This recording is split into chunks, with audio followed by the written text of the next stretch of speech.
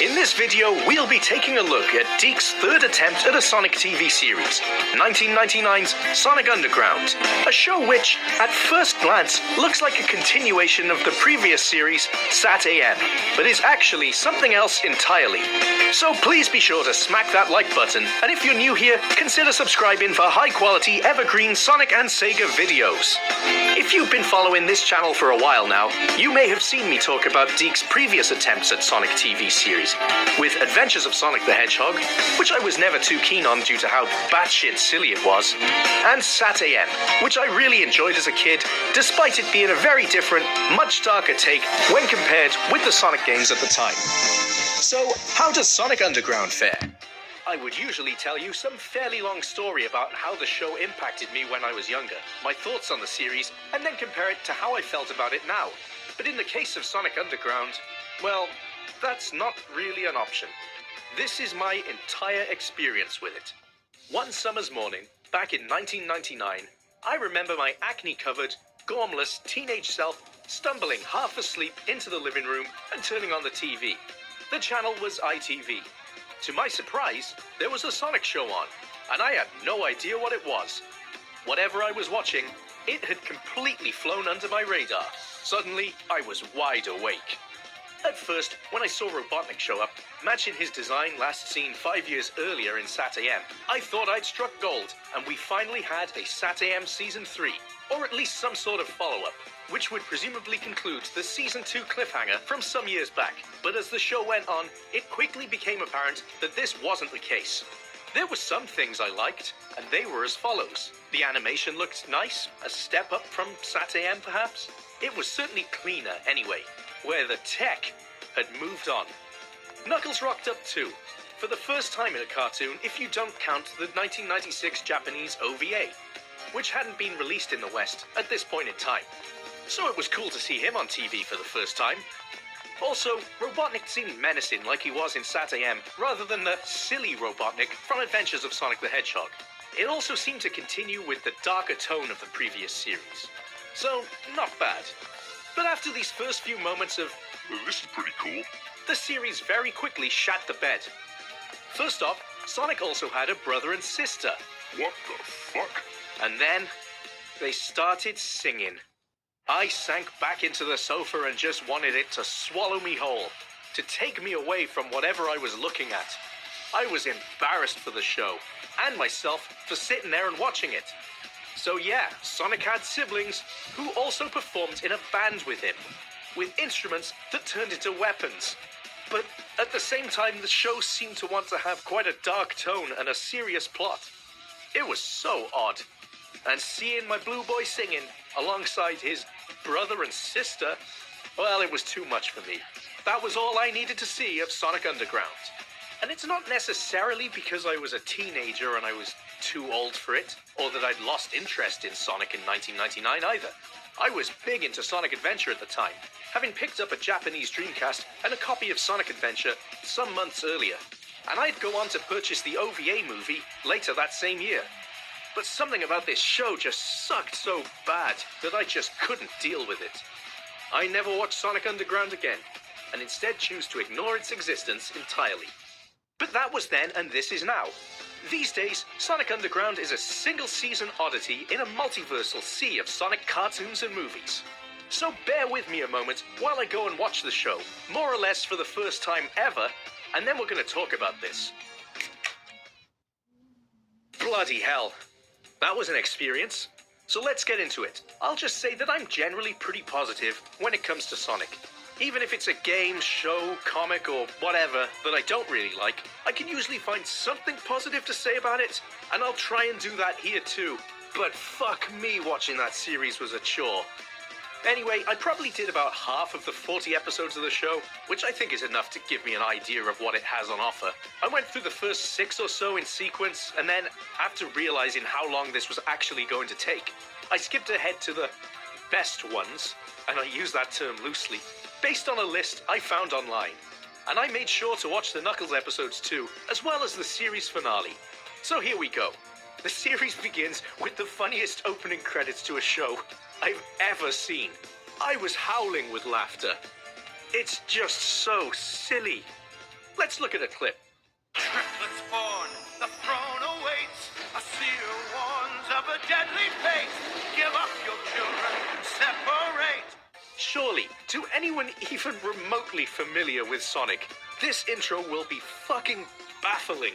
Sonic Underground. They made a vow their mother will be found. I think what makes it so ridiculous is a combination of how completely different it is from all other Sonic media, with talks of prophecies and seers, and a queen giving up her children, and a deadly fate, as well as how seriously it takes itself, whilst being backed by such a, let's say, passionate performance from the singer of the theme song. It's so over the top. It could actually be argued that the intro song slaps. And I wouldn't necessarily disagree musically. As a kid's cartoon, action, opening theme tune, it probably ticks all the boxes. And the guy singing's really giving it his all. And good on him. But I made the mistake of reading a quote from comedian Chris Hardwick on the theme song before watching the show, where he said, "That guy sounds like he's trying to win his ex-wife back." That's all I could think of, and it made me laugh more and more. That quote fucking nails it.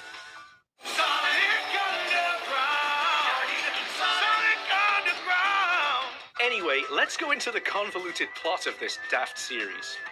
As I think I mentioned already, visually it looks similar to the previous series, SatAM, but a bit more colourful, and it includes some of the same locations such as Robotropolis and the same Robotnik design. But that is more or less where the connections end.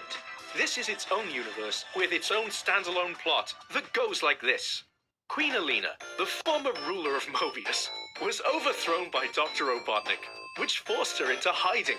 To preserve the dynasty, Queen Alina separated her 3 children, Sonic, Manic, and Sonia, after the Oracle of Delphius told her of a prophecy proclaiming that one day the Queen would reunite with her children to form the Council of Four and overthrow Robotnik.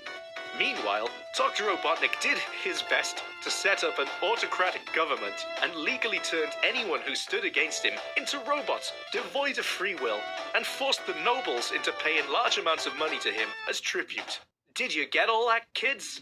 I adapted that from Wikipedia because my breakdown of the plot was far too long and rambling. But I mean, outside of that, the basic gist is that, like SatAM, it once again involves freedom fighters who want to overthrow Robotnik, restore peace to the planet, and a bunch of other characters, many of whom sort of help Sonic and his siblings on their quest. So yeah, let's talk about the characters for a moment. As mentioned, Sonic has siblings in this show, who were all separated as babies, but reconnect in the first episode.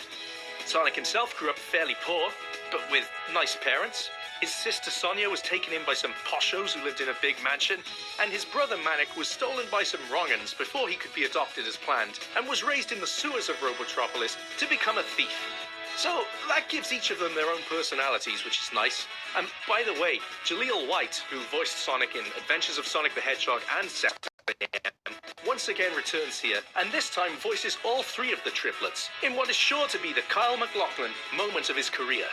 Other main characters include Robotnik, similar in tone and identical in design to the one from SatAM, although this time he's voiced by Gary Chalk. The triplets' mother, Queen Alina, is also fairly reoccurring, tends to show up as holograms or voiceovers when Sonic and his siblings find notes from her and things like that. But I'd say the 2 main additions to the cast are Robotnik's new bounty hunter henchman, Sleet, a wolf, and I guess the brains of the 2, who sounds distractingly to me like Ren Hoek, and Dingo, who looks like a Crash Bandicoot knockoff on steroids. He's also a bit of a thicko and has a constant hard-on for Sonia. Also, I think it's worth mentioning, and it's just a small thing, but Sleet can turn Dingo into things with a remote control. Like seemingly literally anything. Bikes, boats, a carpet, a computer, a woman. Like I said, I just thought it was worth mentioning. I'm not sure how or why he can do this. Maybe I missed that episode. Maybe it was never explained. Or maybe I zoned out and didn't pay attention to that part. Let me know in the comments if it's ever explained, because I'd love to know. Some other side characters we get include the Oracle of Delphius, whatever the hell that thing's supposed to be, our old pal Knuckles the Echidna. Oh yeah, and SatAM's Uncle Chuck makes an appearance too. but ends up getting roboticized, as is tradition. I guess, reluctantly, I should talk about the music in the show. Not the orchestral stuff, that's fine, but rather the other music in the show. So, the Sonic triplets all have necklaces with different instruments on them. They were nothing more than useless jewelry while separated, but when they come together, and the three are in harmony with each other, they can summon instruments which also act as weapons. For God only knows what reason, they perform in a band together, which means in every single episode, you have to sit through a shit song. I truly despise these. If there's a good song in the bunch that I missed, let me know in the comments. But everyone I heard was just awful.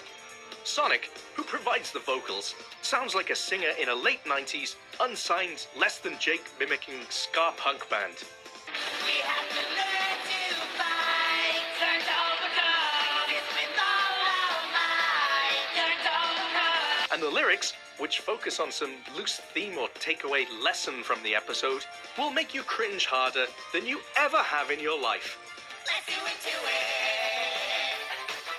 Let's show them who's the boss of the place. Let's do it to it. Just awful. But let's look at some positives for a moment. Jaleel White is good as usual, providing you like his version of the character, and I like some of the new characters here. For how stupid they are in concept, I actually quite like Skeet and Dingo as bounty hunter henchmen. Then there's the story itself. For as completely ridiculous, convoluted, and disconnected to previous Sonic lore it is, at least the writers have tried to come up with an ambitious and consistent backstory for the series, which takes itself pretty seriously and generally follows on from episode to episode. It makes for some pretty good world building, but I didn't like that world personally. And to be honest, I've never been into all the royal guff that they threw into SatAM and the Archie comics. But the writers certainly went big with it. Unfortunately though, or possibly fortunately depending on how you look at it, the show never concludes and abruptly ends without a second season to wrap things up. Oh, and I haven't mentioned Knuckles yet. He is okay. He lives on the floating island and guards a Chaos Emerald, so that's kinda like the game. He has a pet dinosaur though for some reason. Overall though, I really didn't enjoy this show at all. Watching these episodes was an absolute chore. Usually I can watch any other Sonic series and get varying degrees of enjoyment from it. But this, well and truly, bored the arse off me. I found it so dull, it's left me with very little to actually say about it. The plot was ridiculous, the music was embarrassing, and for its target audience, the whole thing was probably way too complicated. Going from SatAM to this is a huge downgrade in terms of quality. So, a thumbs down from me, and not a show I think I will ever revisit ever again. But what did you think of Sonic Underground? Do you agree with me? Do you think I'm being overly harsh? Maybe you grew up with it, loved the show and enjoyed the songs. I'm happy for you if you did. Let me know in the comments. Also, please share this video out there, smack that like button, and if you're new here, consider subscribing for evergreen Sonic and Sega videos. Thanks a lot, and I'll see you next time.